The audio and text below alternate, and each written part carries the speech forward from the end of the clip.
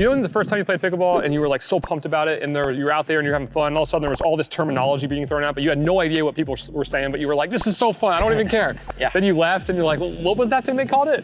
The ATC? What was that thing? You don't even know, right? And so what I'm about to teach in this video is the 7 shots that every pickleball beginner must know. Because if you want to be in the conversation with people and you want to start to speak the lingo and also just know like what are the different shots in pickleball, these are the 7 shots. That's what this video is about. And I'm going to teach you those 7 shots and give you one tip to improve those 7 shots over the course of this video. Are you ready? Let's go. All right, so welcome back everybody. My name's Kyle. This is my buddy Danny. He's helping me out. I hired him, paid him $1,000 to be here. Yeah. Found him on Craigslist. I was looking for a beginner pickleball player. He showed up in my house. He's a lot. Okay. I'm just kidding. He's my buddy. And so, but I'm panicking right now. I go by ThatPickleballGuy. Yeah. People call me that. Actually, this is the name I gave myself. But I'm on a journey to be a professional pickleball player, and I also make educational content for beginner pickleball players to help them improve at the game. Here we go. Shot number 1 is called the serve. Okay. So here's the serve. Boom. All right, serve has to go cross courts. If I hit the serve down the same side, that does not count. If I hit the serve and it either hits the opposite kitchen line or it lands inside the opposite kitchen line, that would not count. All right, so the serve must land beyond the opposite kitchen line, on the opposite side. That's the rule. So the first thing about singles in serve is 1, to get it in, of course, and then number 2 is to try to hit it deep in the court. Beautiful. I can't tell if that was in or out. We'll let you decide. Nope. One of the worst things that you can do is hit a serve short or hit it into the net or hit it long. And the main reason is you're just not giving yourself a chance to even win the point. It's a giveaway, all right? And we're not doing a giveaway contest in this video, and we definitely don't want to be doing a giveaway contest on our serve. So that's our first shot. All right, here's the second one. It's the return. We're gonna race to the baseline. 3, 2, 1, go. All right, on the return, there's a couple things you wanna think about. Number 1, the deeper that you hit the return, the better. And part of the reason is you want your opponent to have a more difficult third shot, right? The first shot's the serve, the second shot's the return, and their third shot is what you want to create some difficulty with, okay? And so the farther you hit it back, the more difficulty it creates because they're farther from the net. There's just a higher probability of error. If you hit a really, really short return, then it's going to be an easier third shot for them. Now, of course, the most important thing is get the return in, like we talked about with the serve, but then the second part is hitting it deep. Boom, hit it deep, and you get to the kitchen. The most important thing after getting your return in is to get to the kitchen line quickly. So ball gets hit to me, I'm gonna hit my ball, and I'm gonna run to the kitchen line, and I'm gonna be ready to play the next point. So that's the second shot. Here's the third shot. The third shot is, in pickleball, it's called a drive. And essentially a drive is just hitting the ball hard. So a drive is this, right? I hit a ball, Danny hits it to me, right? And I try to hit it hard, right? A drive is essentially me just hitting it hard. Here's the tip. The one tip for how to hit a better drive. And it's a little bit different if you play tennis. A lot of similarities, a couple differences. And one of the differences is this ball is like a wiffle ball. It does not actually bounce that high. So in tennis, a lot of times what happens is a ball will bounce really high. So you can start low and you can kind of rise up. This is what my tennis friends tell me. You can rise up to hit it. Whereas in pickleball, because the ball is so low, if you stand tall, it's gonna be a lot harder to generate the same amount of topspin. And a lot of times that ball is just gonna soar out. So what you wanna do is, you want to actually be pretty low. And what I learned as a younger player in tennis is I'm actually going to do a motion where I turn my body and I close my stance a bit and I swing through the ball. So it's going to look a little bit like this. I'm down, close stance, swing through the ball. Oop. Go again. I'm down, close stance, swing through the ball. My friend James Ignatowicz, who's one of the best singles players in the world, he told me that when you go to hit your shot, stay down. So start down, stay down, close stance, and finish. So it's start down, stay down, close stance, and finish. And look at that. I almost just took Danny's head off. Here's the fourth shot you must know. It's the drop shot.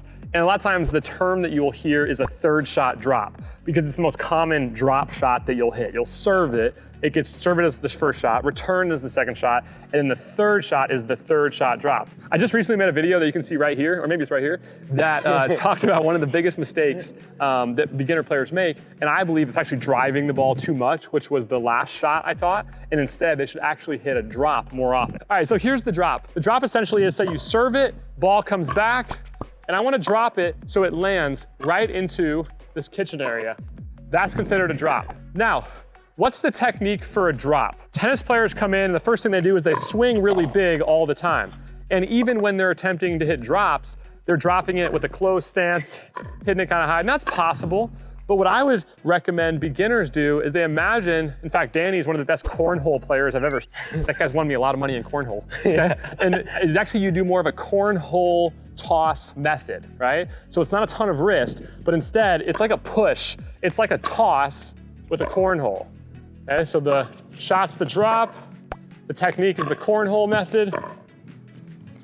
Boom. And how you're seeing us hit these shots right now is the exact same way that you could work on it back at home.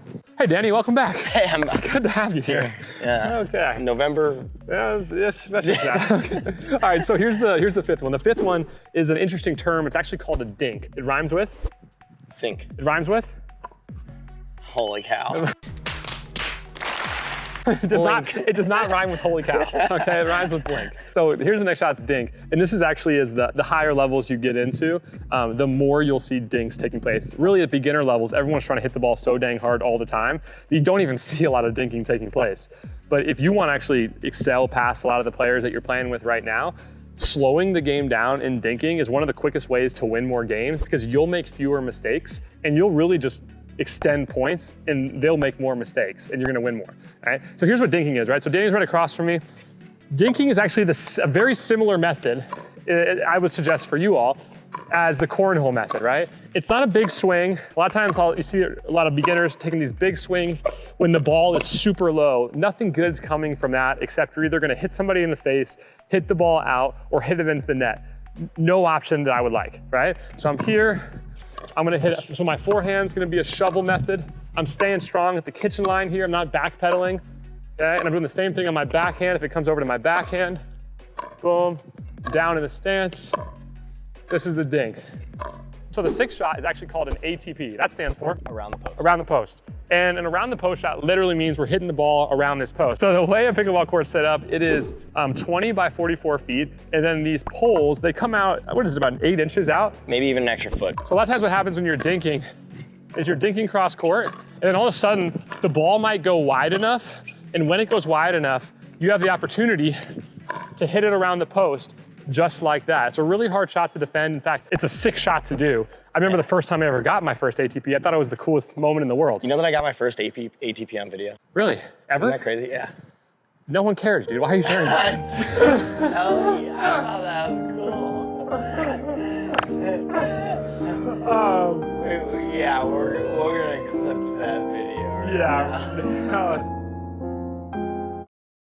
The thing that's hard is like a lot of people, they don't get ATPs very often because beginners don't get into dink games very much. You know, so if you're only hitting the ball hard, you won't get this scenario very often. This is definitely a next level move. It's just a cool one to know about because eventually you're gonna get your first and you're gonna look back at this video and be like, I remember when I heard. And people at the courts will talk about ATPs. Forever. It's like, that's an ATP. Yeah. Here is the 7th shot that all beginners must know. It's called the Erne, named after a man named Erne, spelled E-R-N-E, yes. Which I mistyped that for years. And the way that this shot works, it's also a very next level shot that you probably won't do for a while, but again, it's really cool to know what it is. So when you finally do it for the first time, you're like, I just Erned, right? You see it at the pro level all the time, okay? So here's what an Erne is. A lot of times we'll be dinking. I'll give you one tip on this.